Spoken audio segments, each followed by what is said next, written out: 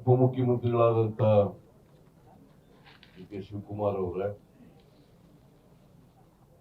ಸಚಿವರುಗಳಾದಂಥ M B Patil ಅವರೇ, ಶಿವಾನಂದ ಪಾಟೀಲ್ ಅವರೇ, ತಿಮ್ಮಾಪುರ್ ಅವರೇ, ಎಲ್ಲ ಆತ್ಮೀಯ ಶಾಸಕ ಮಿತ್ರರೇ ಹಾಗೂ ಮಾಧ್ಯಮದ ಎಲ್ಲ ಸ್ನೇಹಿತರೆ, ಈಗಾಗಲೇ ಡಿ ಕೆ ಶಿವಕುಮಾರ್ ಅವರು ನೀರಾವರಿ ಸಚಿವರಾಗಿ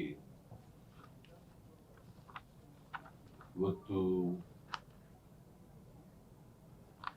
ಲಾಲ್ ಬಹದ್ದೂರ್ ಶಾಸ್ತ್ರಿ ಜಲಾಶಯಕ್ಕೆ ಏನ್ ಬಾಗಿನ ಅರ್ಪಿಸಿದ್ದೀವಿ, ಗಂಗಾ ಪೂಜೆಯನ್ನ ಮಾಡಿದ್ದೀವಿ, ಅದನ್ನ ನಿಮ್ ಮುಂದೆ ಪ್ರಸ್ತಾಪ ಮಾಡಿದ್ದಾರೆ. ಇವತ್ತು ಆಲ್ಮಟ್ಟಿ ಡ್ಯಾಮ್ 100ಕ್ಕೆ 100 ತುಂಬಿದೆ. ಇದನ್ನ ಆಲ್ಮಟ್ಟಿ ಡ್ಯಾಮ್ ಅಂತ ಕೂಡ ಕರಿತೀವಿ, ಲಾಲ್ ಬಹದ್ದೂರ್ ಶಾಸ್ತ್ರಿ ಜಲಾಶಯ ಅಂತ ಕೂಡ ಕರಿತೀವಿ. 100ಕ್ಕೆ 100 ತುಂಬಿದೆ. 519.6 ಮೀಟರ್ ಈಗ ತಲುಪಿದೆ. ನಾವು ಈಗಾಗಲೇ ಕಾವೇರಿ ಜಲಾನಯನ ಪ್ರದೇಶದಲ್ಲಿ ಕೃಷ್ಣಸಾಗರ ಡ್ಯಾಮ್ನ ಗಂಗಾ ಪೂಜೆಯನ್ನು ನೆರವೇರಿಸಿದ್ದೀವಿ. ಹಾಗೇನೆ ಕಬಿನಿ ಜಲಾಶಯದ ಗಂಗಾ ಪೂಜೆಯನ್ನು ಕೂಡ ಪೂಜೆಯನ್ನು ಮಾಡಿದ್ದೀವಿ. ಈ ವರ್ಷ ಸಂತೋಷದ ವಿಚಾರ ಏನಪ್ಪಾ ಅಂತಂದ್ರೆ ಎಲ್ಲ ಜಲಾಶಯಗಳು ಕೂಡ ತುಂಬಿದವು. ಕರ್ನಾಟಕದ ಎಲ್ಲ ಜಲಾಶಯಗಳು, ಕಬಿನಿ ಇರ್ಬೋದು, ಕಾವೇರಿ ಕೃಷ್ಣಸಾಗರ ಇರ್ಬೋದು, ಆರಂಗಿ ಇರ್ಬೋದು, ಹೇಮಾವತಿ ಇರ್ಬೋದು, ಆಲ್ಮಟ್ಟಿ ಇರ್ಬೋದು, ನಾರಾಯಣಪುರ ಇರ್ಬೋದು, ತುಂಗಭದ್ರಾ ಇರ್ಬೋದು, ಮತ್ತೆ ಭದ್ರಾ ಜಲಾಶಯ ಇರ್ಬೋದು, ಹೀಗೆ ಎಲ್ಲ ಮೇಜರ್ ಜಲಾಶಯಗಳು ತುಂಬಿದ್ದಾವೆ. ಅಷ್ಟೇ ಅಲ್ಲ, ವಿದ್ಯುತ್ ಉತ್ಪಾದನೆ ಮಾಡ್ತಕ್ಕಂಥ ಜಲಾಶಯಗಳು ಕೂಡ ತುಂಬಿದ್ದಾವೆ. ಶರಾವತಿ, ಸೂಪ, ಮಾಣಿ ಇವೆಲ್ಲ ಕೂಡ ಜಲಾಶಯಗಳು ಕೂಡ ತುಂಬಿದ್ದಾವೆ. ಇದು ಒಂದು ಈ ಎಲ್ಲ ಜಲಾಶಯಗಳು ತುಂಬಿರೋದ್ರಿಂದ ಒಂದು ನೀರಾವರಿಗೆ ನೀರು ತೊಂದರೆ ಆಗಲ್ಲ, ಮತ್ತೆ ಕುಡಿಯ ನೀರಿಗೆ ತೊಂದರೆ ಆಗಲ್ಲ, ವಿದ್ಯುತ್ ಶಕ್ತಿ ಉತ್ಪಾದನೆಗೆ ಸಾಕಷ್ಟು ನೀರು ಸಿಗ್ತದೆ. ಎಲ್ಲಕ್ಕಿಂತ ಬಹಳ ಮುಖ್ಯವಾಗಿ ಮಳೆ ಈ ಸಾರಿ ಚೆನ್ನಾಗಿರೋದ್ರಿಂದ ಎಲ್ಲಾ ಕೆರೆಗಳು ಕೂಡ ಭರ್ತಿಯಾಗಿದ್ದಾವೆ. ಅಷ್ಟೇ ಅಲ್ಲ, ಕೆರೆಗಳು ಎಲ್ಲೆಲ್ಲಿ ನೀರನ್ನ ಕೆರೆಗಳಿಗೆ ತುಂಬದಿಲ್ಲ ಅಂತ ಕೆರೆಗಳಿಗೆ ನೀರನ್ನ ಬಿಟ್ಟು ಆ ಕೆರೆಗಳನ್ನೆಲ್ಲ ತುಂಬಿಸ್ತೀವಿ. ಇದರಿಂದ ಏನಾಗ್ತದೆ ಅಂತಂದ್ರೆ ಅಂತರ್ಜಲ ಮಟ್ಟ ಏರಿಕೆ ಆಗ್ತದೆ. ಅಂತರ್ಜಲ ಮಟ್ಟ ಏರಿಕೆ ಆಗೋದ್ರಿಂದ ಬೋರ್ವೆಲ್ಗಳಿಗೆ ನೀರು ಸುಲಭವಾಗಿ ಸಿಗಲಿಕ್ಕೆ ಸಾಧ್ಯ ಆಗ್ತದೆ. ಸೊ ಈ ಕಾರಣದಿಂದ ಈ ವರ್ಷ ಮಳೆ ಕೂಡ ಚೆನ್ನಾಗಿರೋದ್ರಿಂದ ಉತ್ತಮವಾದಂಥ ಬೆಳೆನೂ ಕೂಡ ಬರ್ತದೆ ರೈತರಿಗೆ, ಜೊತೆಗೆ ಎಲ್ರಿಗೂ ನೀರು ಸಿಗ್ತಕ್ಕಂಥ ವ್ಯವಸ್ಥೆ ಆಗ್ತದೆ. ಸೊ ಹಾಗಾಗಿ ಇಡೀ ರಾಜ್ಯದ ಜನ, ರೈತರು ವಿಶೇಷವಾಗಿ ಖುಷಿಯಿಂದ ಇದ್ದಾರೆ ಅಂತಕ್ಕಂಥ ಮಾತುಗಳನ್ನು ತಮಗೆ ತಿಳಿಸಲಿಕ್ಕೆ ಬಯಸ್ತಾ ಇದ್ದೇನೆ. ತುಂಗಭದ್ರಾ ಡ್ಯಾಮ್ ಅನ್ನು ಕೂಡ ನಾವು ಪೂಜೆ ಮಾಡಬೇಕು ಅಂತ ಡೇಟ್ ಅನ್ನ ನಿಗದಿ ಮಾಡಿದ್ದು. ಆದ್ರೆ 19ನೇ ಗೇಟು ಕಳಚೋದ್ರಿಂದ ನಾವು ತುಂಗಭದ್ರಾ ಡ್ಯಾಮ್ ಅನ್ನ ಪೂಜೆ ಮಾಡ್ಲಿಕ್ಕೆ ಸಾಧ್ಯ ಆಗಲಿಲ್ಲ. ಮತ್ತೆ ಇನ್ನು ಕೆಲವೇ ದಿನಗಳಲ್ಲಿ ತುಂಗಭದ್ರಾ ಡ್ಯಾಮ್ ತುಂಬಿಕೊಳ್ತದೆ, ಅದನ್ನು ಕೂಡ ಪೂಜೆ ಮಾಡ್ತೀವಿ ಅಂತಕ್ಕಂಥದ್ದು. ಯಾಕಂದ್ರೆ 35 TMC ನೀರು ಹೊರಟೋಗ್ತದೆ ತುಂಗಭದ್ರಾ ಡ್ಯಾಮ್ನಿಂದ. ಸುಮಾರು 19ನೇ ಗೇಟು ಕಿತ್ತೋಗಿ ಚೈನ್ ಕಟ್ಟಾದ್ರಿಂದ, ಆ ಗೇಟು ಕೊಚ್ಚಿಕೊಂಡು ಹೋಗೋದ್ರಿಂದ ನೀರು ಜಾಸ್ತಿ ಹೋಯಿತು. ನಾವು ಒಂದು 60 TMC ನೀರು ಹೋಗ್ತದೆ ಅಂತ ಲೆಕ್ಕ ಹಾಕಿತ್ತು. ಆದರೆ ಸದ್ಯ ಅದೃಷ್ಟವಶಾತ್ 30ರಿಂದ 35 TMC ನೀರು ಮಾತ್ರ ವ್ಯಯ ಆಗಿರೋದು, ನದಿನಲ್ಲಿ ಹೋಗಿರೋದು. ಈ ಉಳಿದಂಥ ನೀರು ಸೇಕರಣೆ ಆಗಿದೆ. ಮತ್ತೆ ಇವತ್ತು ಕೂಡ ಸುಮಾರು 70 TMCಗೂ ಹೆಚ್ಚು ನೀರಿದೆ.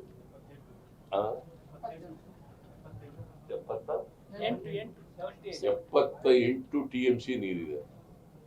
ಸೊ ಅದರ ಕೆಪಾಸಿಟಿ ಇರ್ತಕ್ಕಂಥದ್ದು 105 TMC ನೀರು. ಕೆಪಾಸಿಟಿ ಇರ್ತಕ್ಕಂಥದ್ದು 105 TMC. Actually 130 TMC. 130 TMC ನಲ್ಲಿ ಹೂಳು ತುಂಬಿಕೊಂಡಿರೋದ್ರಿಂದ ಈಗ 105 TMC ಮಾತ್ರ ಅದರ ಕೆಪಾಸಿಟಿ ಇರ್ತಕ್ಕಂಥದ್ದು. ಈಗಾಗಲೇ ಬೆಳೆಗಳಿಗೆ ನೀರು ಕೊಟ್ಟಿದ್ದೀವಿ. ಒಂದು ಬೆಳೆ ಮಾಡಲಿಕ್ಕೆ 90 TMC ನೀರು ಬೇಕು. ಅದು ಕರ್ನಾಟಕ, ಆಂಧ್ರ, ತೆಲಂಗಾಣ ಈ 3 ರಾಜ್ಯಗಳಲ್ಲಿರ್ತಕ್ಕಂಥ ರೈತರಿಗೆ ಅನುಕೂಲ ಆಗ್ತಕ್ಕಂಥ ಒಂದು ಪ್ರಾಜೆಕ್ಟ್. ಸೊ ಹಾಗಾಗಿ ನನಗೆ ಭರವಸೆ ಇದೆ. ಯಾಕಂದ್ರೆ ಈಗಲೂ 40 TMC ಗಿದೆ.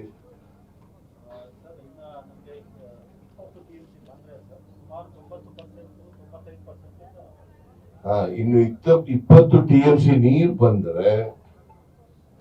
ಬಂದ್ರೆ 95% ಅಷ್ಟು ನೀರು ಶೇಖರಣೆ ಆಗ್ತದೆ. ಅದರಿಂದ ರೈತರಿಗೆ ಯಾವುದೇ ತೊಂದರೆ, ನಮ್ಗೆ ಆತಂಕ ಇದ್ದರೆ ಏನಪ್ಪಾ ಅಂತಂದ್ರೆ ನೀರು ಹೋಗ್ಬಿಟ್ರೆ ರೈತರಿಗೆ ನೀರು ಸಿಗೋದಿಲ್ಲ ಅಂತಕ್ಕಂಥ ಆತಂಕ ಇತ್ತು. ರೈತರಿಗೂ ಕೂಡ ಈ ಆತಂಕ ಇತ್ತು. ನನಗೆ ಭರವಸೆ ಇತ್ತು. ಯಾಕಂತ ನನಗೆ ಭರವಸೆ ಇತ್ತು, ಪುನಃ ಮಳೆ ಬರ್ತದೆ, ನೀರು ತುಂಬುತ್ತೆ, ತುಂಗಭದ್ರಾ ಡ್ಯಾಮ್ ತುಂಬುತ್ತದೆ ಅಂತಕ್ಕಂಥದ್ದು. ಕನ್ನಯ್ಯ ನಾಯ್ಡು ಅನ್ನೋರು ಇದರ ಎಕ್ಸ್ಪರ್ಟ್, ನೀರಾವರಿ ಈ ಡ್ಯಾಮ್ಗಳ ಎಕ್ಸ್ಪರ್ಟ್. ಅವರು ಅದನ್ನ ಬಂದು 4 ದಿನಗಳಲ್ಲಿ 3-4 ದಿನಗಳಲ್ಲಿ ಅದನ್ನ ಮಾಡಿ ಗೇಟ್ ಅನ್ನು ಅಳವಡಿಸಿ ನೀರು ಪೋಲಾಗದ ರೀತಿಯಲ್ಲಿ ಮಾಡ್ಕೊಂಡಿದ್ದಾರೆ. ನಾನು ಕನ್ನಯ್ಯ ನಾಯ್ಡು ಅವರಿಗೆ ಧನ್ಯವಾದಗಳನ್ನ ಹೇಳಲಿಕ್ಕೆ ಬಯಸ್ತಾ ಇದ್ದೇನೆ. ಮತ್ತೆ ನಮ್ಮ ಎಲ್ಲ ಇಂಜಿನಿಯರ್ಗಳಿಗೆ, ಸಂಬಂಧಪಟ್ಟಂತ ಎಲ್ಲ ನಮ್ಮ ಇಲಾಖೆಯ ನೀರಾವರಿ ಇಲಾಖೆ ಇಂಜಿನಿಯರ್ಗಳಿಗೆ ನಾನು ಧನ್ಯವಾದಗಳನ್ನು ಹೇಳಲಿಕ್ಕೆ ಬಯಸ್ತೇನೆ. ಮತ್ತೆ ಜಿಲ್ಲಾ ಮಂತ್ರಿಗಳು ಅವ್ರಿಗೂ ಕೂಡ ವಿಜಯನಗರ ಮತ್ತೆ ಕೊಪ್ಪಳ ಜಿಲ್ಲಾ ಮಂತ್ರಿಗಳ ಮಾಡ್ತೇನೆ. ಮತ್ತೆ ಇಲ್ಲಿ ಆಲ್ಮಟ್ಟಿನಲ್ಲಿ ಇದು 2ನೇ ಹಂತದ್ದು ಇದು ಬಂದಿದೆ ಎಂತದ್ದು 2ನೇ ನ್ಯಾಯಾಧೀಕರಣದ್ದು ತೀರ್ಪು ಬಂದಿದೆ. ಅದರ ಪ್ರಕಾರ 130 TMC ನೀರು ನಮಗೆ ಹೆಚ್ಚುವರಿಯಾಗಿ ಸಿಗ್ತದೆ. ಆ 130 TMC ನೀರು ಸಿಗ್ಬೇಕಾದ್ರೆ ಡ್ಯಾಮ್ ಎತ್ತರವನ್ನು ಹೆಚ್ಚು ಮಾಡಬೇಕಾಗ್ತದೆ. 519.6 519.6 ಮೀಟರ್ ಇಂದ 524.252 TMC ಎತ್ತರಕ್ಕೆ, ಮೀಟರ್ ಎತ್ತರಕ್ಕೆ ಡ್ಯಾಮ್ ಅನ್ನ ತಗೊಂಡು ಹೋದಾಗ ಮಾತ್ರ ಆಗ್ತದೆ. ಸೊ ಅದು ಮಾಡಲಿಕ್ಕೆ ನೋಟಿಫಿಕೇಶನ್ ಮಾಡಿಲ್ಲ ಕೇಂದ್ರ ಸರ್ಕಾರ. 2ನೇ ನ್ಯಾಯಾಧೀಕರಣದ ತೀರ್ಪೇನು ಬಂತು, ಬ್ರಿಜೇಶ್ ಕುಮಾರ್ ಅವ್ರದ್ದು ತೀರ್ಪು ಬಂದ ಮೇಲೆ ನೋಟಿಫಿಕೇಶನ್ ಆಗ್ಲಿಲ್ಲ. ಮೀನ್ ವೈಲ್ ಕೋರ್ಟ್ ಮುಂದೆ ಹೋಗ್ಬಿಟ್ಟಿದೆ. ಈಗಲೂ ಕೂಡ ಕೇಂದ್ರ ಸರ್ಕಾರ ಅವರು ಆಂಧ್ರದವ್ರನ್ನ, ತೆಲಂಗಾಣದವ್ರನ್ನ ಕರೆದು, ಮಹಾರಾಷ್ಟ್ರದವ್ರನ್ನ ಕರೆದು, ನಮ್ಮನ್ನ ಕರೆದು ಇತ್ಯರ್ಥ ಮಾಡಲಿಕ್ಕೆ ಸಾಧ್ಯ ಆಗ್ತದೆ. ನೋಟಿಫಿಕೇಶನ್ ಆಗದೇನೆ ನಾವು ಡ್ಯಾಮ್ ಎತ್ತರ ಮಾಡಲಿಕ್ಕೆ ಸಾಧ್ಯ ಆಗಲ್ಲ. ಸೊ ಇದು ಪರಿಸ್ಥಿತಿ ಇರ್ತಕ್ಕಂಥದ್ದು. ನಾವು ರಿಹಾಬಿಟೇಷನ್ ಮಾಡಲಿಕ್ಕೆ ತಯಾರಾಗಿದ್ದೀವಿ. ನಮ್ಮ ಸರ್ಕಾರ ತಯಾರಾಗಿದೆ, ಹಿಂದೆನೂ ತಯಾರಾಗಿತ್ತು, ಈಗಲೂ ತಯಾರಾಗಿದೆ. ಆ ಕಾಲದಲ್ಲಿ ನಾವಿದ್ದಾಗಲೇ ಎಸ್ಟಿಮೇಟ್ ಮಾಡಿಸಿದ್ದು ಸುಮಾರು 51-52 ಸಾವಿರ ಕೋಟಿ ರೂಪಾಯಿನಷ್ಟು ಅಲ್ಲ, 51,000 ಕ್ರೋರ್ಸ್ ಅಷ್ಟು ಆಗ್ತದೆ ಅಂತ ಹೇಳಿ ನಾವು ಲೆಕ್ಕಾಚಾರ ಮಾಡಿದ್ದು. ಈಗ ಅದು 80,000ಕ್ಕಿಂತ ಹೆಚ್ಚು ಕೋಟಿ ರೂಪಾಯಿ ಆಗ್ಬೋದು, ಸುಮಾರು ಹತ್ತಿರ ಆಗ್ಬೋದು ಅಂತ ಅನ್ಕೊಂಡಿದೀನಿ. ನಾವು ಅದನ್ನ ಮಾಡಿದ್ರೆ ಅದಕ್ಕೋಸ್ಕರನೇ ಪ್ರತಿ ವರ್ಷ ನೀರಾವರಿಗೆ ನಾವು 20,000 ಕೋಟಿ ಖರ್ಚು ಮಾಡಿ 5 ವರ್ಷದಲ್ಲಿ 1,00,000 ಕೋಟಿ ರೂಪಾಯಿನ ಖರ್ಚು ಮಾಡಬೇಕು ಅಂತಕ್ಕಂಥದ್ದು ನಮ್ಮ ಉದ್ದೇಶ. ಅದನ್ನ ಮಾಡಲಿಕ್ಕೆ ನೋಟಿಫಿಕೇಶನ್ ಆಗಬೇಕು. ಕೇಂದ್ರ ಸರ್ಕಾರ, ನಾನು ಒತ್ತಾಯ ಮಾಡ್ತೀನಿ ಕೇಂದ್ರ ಸರ್ಕಾರಕ್ಕೆ, ಅವ್ರನ್ನ ಒಂದು ಪ್ರಧಾನಮಂತ್ರಿಗಳು ಒಂದು ಮೀಟಿಂಗ್ ಕರೆದು ಇದನ್ನ ಮಾಡಿದ್ರೆ ನಾವು 524 ಎತ್ತರಕ್ಕೆ ತಗೊಂಡು ಹೋಗ್ಲಿಕ್ಕೆ, ಮೀಟರ್ ಎತ್ತರಕ್ಕೆ ತಗೊಂಡು ಹೋಗ್ಲಿಕ್ಕೆ ಸಾಧ್ಯ ಆಗ್ತದೆ. ಮತ್ತೆ ಹೆಚ್ಚು ರೈತರಿಗೆ, ಯಾಕಂತಂದ್ರೆ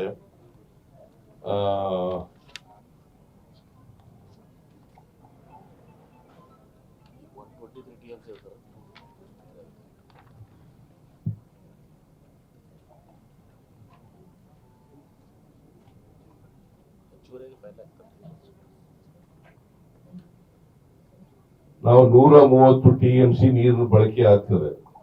ಆಲ್ಮಟ್ಟಿ ಜಲಾಶಯದಿಂದ ಸುಮಾರು 5,94,00,000 ಹೆಕ್ಟೇರ್ ಅಂದ್ರೆ 14,06,8,00,000 ಎಕರೆ, ಅಷ್ಟು ಎಕರೆಯಷ್ಟು ನೀರಾವರಿಗೆ ನೀರು ಸಿಗ್ತದೆ. ಸೊ ಈಗಾಗಲೇ ನಾವು 16,47,000 ಕೃಷ್ಣ ಮಲ್ದಂಡೆ ಯೋಜನೆ 1-2 ಪ್ರಕಾರ, UKP 1-2 ಪ್ರಕಾರ 173 TMC ನೀರು ಅದನ್ನು ಬಳಸ್ಕೊಂಡು 16,47,000 ಹೆಕ್ಟೇರ್ ಆಗ್ತದೆ. ಅದನ್ನ 524 ಮೀಟರ್ ಏರಿಸಿದ್ರೆ ಮತ್ತೆ 14,06,8,00,000 ಎಕರೆ ಆಗ್ತದೆ. ಸೊ ಇದಕ್ಕೆ ನಾವು ಒತ್ತಾಯ ಮಾಡ್ತಾ ಇದ್ದೀವಿ, ಕೇಂದ್ರ ಸರ್ಕಾರ ನೋಟಿಫಿಕೇಶನ್ ಮಾಡಬೇಕು ಅಂತ ಹೇಳಿ ಒತ್ತಾಯ ಮಾಡ್ತೀವಿ. ಸೊ ಇದು ಇವತ್ತು ನಾವು ಬಹಳ ಸಂತೋಷದಿಂದ ಇವತ್ತು ನಾನು, DK ಶಿವಕುಮಾರ್ ಅವರು, ನಮ್ಮ ಎಲ್ಲ ಶಿವಾನಂದ್ ಅವರು, MB ಪಾಟೀಲ್ ಅವರು, ತಿಮ್ಮಾಪುರ್ ಅವರು, ನಮ್ಮ ಎಲ್ಲ MLAಗಳು ಕೂಡ ಎಲ್ಲರೂ ಸೇರಿ ಗಂಗಾ ಪೂಜೆಯನ್ನ ನೆರವೇರಿಸಿದೀವಿ.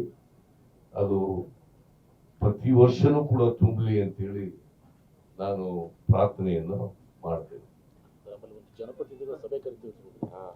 ಆಮೇಲೆ ಬೆಂಗಳೂರಿನಲ್ಲಿ ಜನಪ್ರತಿನಿಧಿಗಳು ಬಾಗಲಕೋಟೆ, ಬಿಜಾಪುರ, ಯಲಬುರ್ಗಾ, ಕೊಪ್ಪಳ, ರಾಯಚೂರು, ಬಳ್ಳಾರಿ, ಇವರೆಲ್ಲರೂ, ಗುಲ್ಬರ್ಗ, ಯಾದಗಿರಿ, ಇವರೆಲ್ಲರೂ ಸಭೆ ಕರಿತೀವಿ. ಸಭೆಯಲ್ಲಿ ನಾವು ಮುಂದೆ ಏನ್ ಮಾಡ್ಬೇಕು ಅನ್ನೋದ್ರ ಬಗ್ಗೆ ಚರ್ಚೆ ಮಾಡಿ, ರಿಹಾಬಿಲಿಟೇಷನ್ ಬಗ್ಗೆ ಮತ್ತೆ 524 ಮೀಟರ್ಗೆ ಎತ್ತರಿಸೋದ್ರ ಬಗ್ಗೆ ಚರ್ಚೆ ಮಾಡ್ತೀವಿ.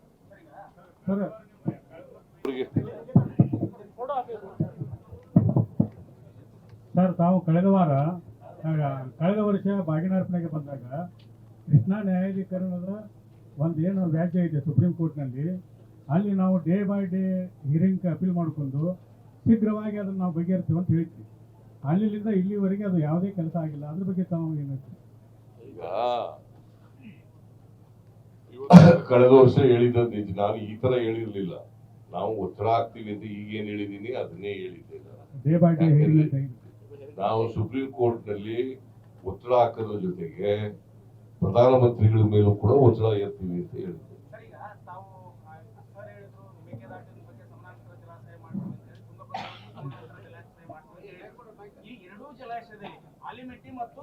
ಆಲಿಮೆಟ್ಟಿ ಮತ್ತು ನಾರಾಯಣಪುರದಲ್ಲಿ ಈಗಾಗಲೇ ಹೂಳು ತುಂಬಿಕೊಂಡಿದೆ. ಇಲ್ಲೂ ಕೂಡ ಸಮಾನಾಂತರ ಜಲಾಶಯದ ಪ್ರಸ್ತಾವನೆ ತಗೊಂಡಿದೆಯಾ ನಮ್ಮ ಶಾಸಕರುಗಳದ್ದು? ಅದ್ರ ಬಗ್ಗೆ ಎಷ್ಟು ಹೂಳು ತುಂಬಿಕೊಂಡಿದೆ, ಎಷ್ಟು ನೀರು ಕಡಿಮೆ ಆಗಿದೆ, ಎಷ್ಟು ಜನ ರೈತರಿಗೆ ನೀರು ಕೊಡಕ್ಕಾಗಲ್ಲ, ಅದ್ರ ಬಗ್ಗೆ ನಾವು ಚರ್ಚೆ ಮಾಡ್ತೀವಿ. ಮೈಕ್ ಈ ತರ ಮಾತಾಡಪ್ಪ. ಸರ್, ಕಳೆದ ವರ್ಷನೂ ಕೇಂದ್ರ ಸರ್ಕಾರ ನೋಟಿಫಿಕೇಶನ್ ಹೊರಡಿಸಬೇಕಂತ ಹೇಳಿ ತಾವು ಹೇಳಿದ್ವಿ. ಈ ನಿಟ್ಟಿನಲ್ಲಿ ರಾಜ್ಯ ಸರ್ಕಾರ ಒತ್ತಡ ಹಾಕೋದು ಯಾವ ರೀತಿ ನಿಯೋಗ ವಿರೋಧ ಆಗಬಹುದು ಅಥವಾ ನಾವು ಅನೇಕ ಸಾರಿ ಭೇಟಿ ಮಾಡಿದೀವಿ. ನಾನ್ ಭೇಟಿ ಮಾಡಿದೀನಿ. ನಾವು ಡಿ ಕೆ ಶಿವಕುಮಾರ್ ಅವರು ಭೇಟಿ ಮಾಡಿದ್ದೇವೆ, ಇಬ್ರು ಜಾಯಿಂಟ್ ಆಗಿ ಭೇಟಿ ಮಾಡಿದ್ದೀವಿ. ನಾವು ಇದನ್ನ ನೋಟಿಫಿಕೇಶನ್ ಮಾಡಿಸ್ರಿ, ಎಲ್ಲ ಕರೆದು ಮಾತಾಡಿ ಅಂತ ಎಲ್ಲ ಪ್ರಧಾನಮಂತ್ರಿಗಳಿಗೆ ಮತ್ತೆ ಸಂಬಂಧಪಟ್ಟಂತ ಮಂತ್ರಿಗಳಿಗೆ ಭೇಟಿ ಮಾಡಿ ರಿಕ್ವೆಸ್ಟ್ ಮಾಡಿದ್ದೀವಿ.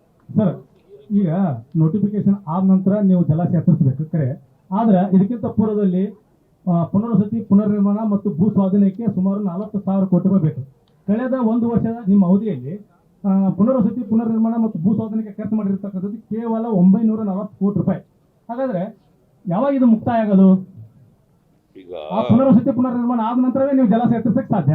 ನಾವು ಪುನರ್ವಸತಿ, ಪುನರ್ನಿರ್ಮಾಣ ಮಾಡ್ತಕ್ಕಂಥದ್ರ ಬಗ್ಗೆ ಈಗಾಗಲೇ ನಾವು ಇದ್ದೀವಿ. ನಾವು ಅದ್ರ ಬಗ್ಗೆ ಕ್ರಮ ತಗೋತಾ ಇದ್ದೀವಿ. ಈಗ ಒಟ್ಟು ಖರ್ಚಾಗಿರ್ತಕ್ಕಂಥ ಹಣ ಇಲ್ಲಿವರೆಗೆ ಎಷ್ಟು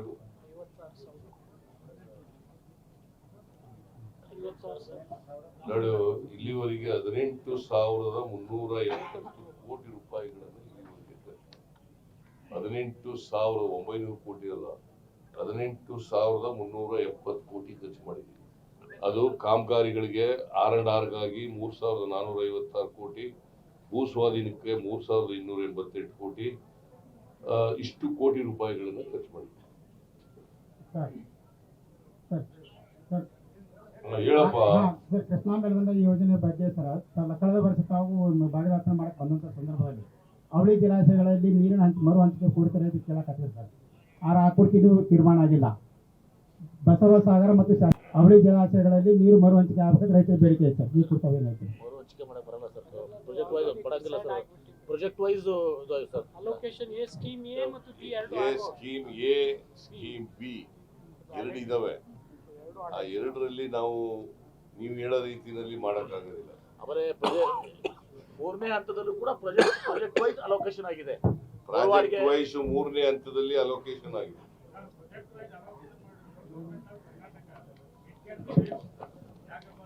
ಮೈಕ್ ಇದ್ರೆ ಮೈಕ್ ತಗೊಂಡು ಮಾತಾಡಪ್ಪ. ಇಂಥ 100 ಸಿದ್ದರಾಮಯ್ಯ ಬಂದ್ರು ಕುಮಾರಸ್ವಾಮಿನ ಈಗ ಕುಮಾರಸ್ವಾಮಿಗೆ 100 ಸಿದ್ದರಾಮಯ್ಯ ಅಲ್ಲ, ಪೊಲೀಸ್ನವರು ಅರೆಸ್ಟ್ ಮಾಡೋದಯ್ಯ, ನಾನಲ್ಲ. ಒಬ್ಬ ಪೊಲೀಸ್ ಕಾನ್ಸ್ಟೇಬಲ್ ಸಾಕು ಅರೆಸ್ಟ್ ಮಾಡ್ತಾರ ಅಲ್ವಾ? 100 ಸಿದ್ದರಾಮಯ್ಯ ಬಂದ್ರು ಅರೆಸ್ಟ್ ಮಾಡಕ್ಕಾಗಲ್ಲ. ನಾನು ಅರೆಸ್ಟ್ ಮಾಡ್ತೀನಾ? ನಾನು ಅರೆಸ್ಟ್ ಮಾಡಲ್ಲ, ಪೊಲೀಸ್ನವ್ರು ಮಾಡೋದು.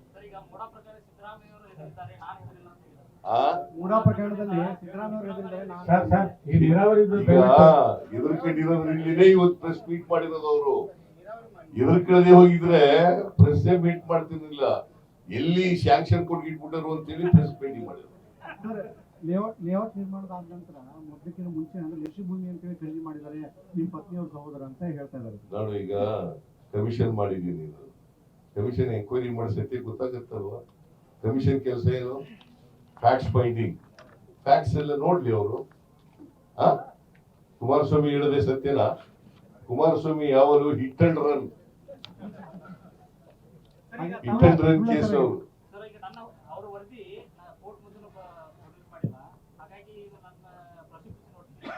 ನೋಡಪ್ಪ, ನನ್ನ ಮೇಲೆ what offence that I have committed, ಏನಾದ್ರು ಎಂಕ್ವೈರಿ ನಡೆದಿದ್ದೀವಿ ನನ್ನ ಮೇಲೆ? ಒಂದು ರಿಪೋರ್ಟ್ ಇದೆಯಾ? ಅಥವಾ ನಾನು ಆದೇಶ ಮಾಡಿರತಕ್ಕಂಥದ್ದು ಇದೆಯಾ? ಲೆಟರ್ ಬರ್ದಿರೋದು ಇದೆಯಾ? ಏನೂ ಇಲ್ಲ. ಏನಾದ್ರು ಇದೆಯೇನ್ರಿ? ನೀವು ಹೇಳಿಯಪ್ಪ ನೋಡೋಣ, ಯಾವ್ದಾದ್ರು ತೋರಿಸಿ. ಒಂದು ಏನಾದ್ರು ಏನ್ ಪ್ರಭಾವ ಹೆಂಗ್ ಬೀರ್ತೀನಿ? ನಾನು ಮಿನಿಸ್ಟರ್ ಆಗಿದ್ನಾ? ಚೀಫ್ ಮಿನಿಸ್ಟರ್ ಇದ್ನಾ? ಆತರ ಹೇಳ್ತಾರ್ರಿ. ಹಿಟ್ ಅಂಡ್ ರನ್ ಕೇಸ್ ಅಲ್ವಾ? ಕುಮಾರಸ್ವಾಮಿ ಯಾವಾರು ಇಲ್ಲಿ ಅಸೆಂಬ್ಲಿ ಒಳಗಡೆ ಇಲ್ಲಿ ಎಂತ ಪೆನ್ ಅದು? Pen drive. ಇಲ್ಲಪ್ಪ ಪೆನ್ ಡ್ರೈವ್, ಪೆನ್ ಡ್ರೈವ್. ಯಾವತ್ತು ಕೂಡ ಯಾವ ಅಲಿಗೇಷನ್ ಕೂಡ ಲಾಜಿಕಲ್ ಹೆಡ್ಗೆ ಇವತ್ತುವರೆಗೆ ಕುಮಾರಸ್ವಾಮಿ ತಗೊಂಡು ಹೋಗಿಲ್ಲ. ನನ್ನ ಹತ್ರ ದಾಖಲಾತಿ ಇದೆ. ಬಿಡಪ್ಪ.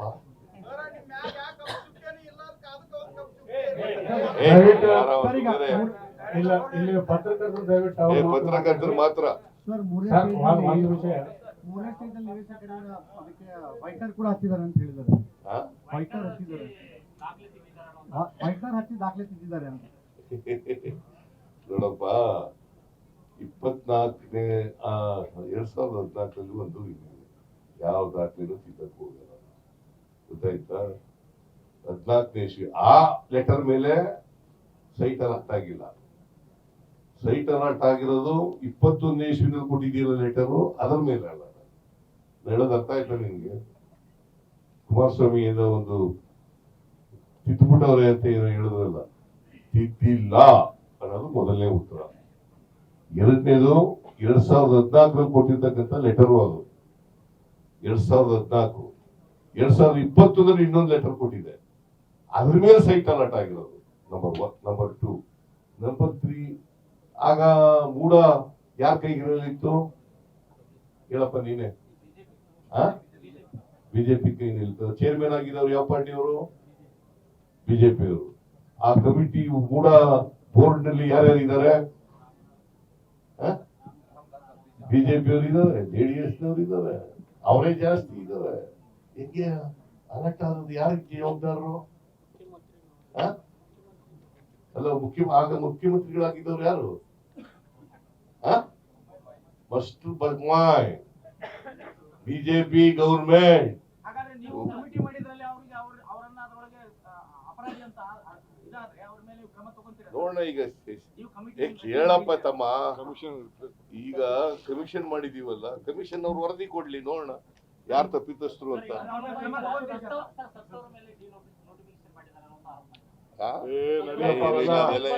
ಕಾನೂನು ನಿಮ್ಗೆಲ್ಲ ಕಾನೂನು ಗೊತ್ತಿಲ್ಲ. ಅವ್ರು ಹೇಳ್ದಂತೆ ಕಾನೂನು ಅಂದ್ರಿ, ನಾನು ಲಾಯರು.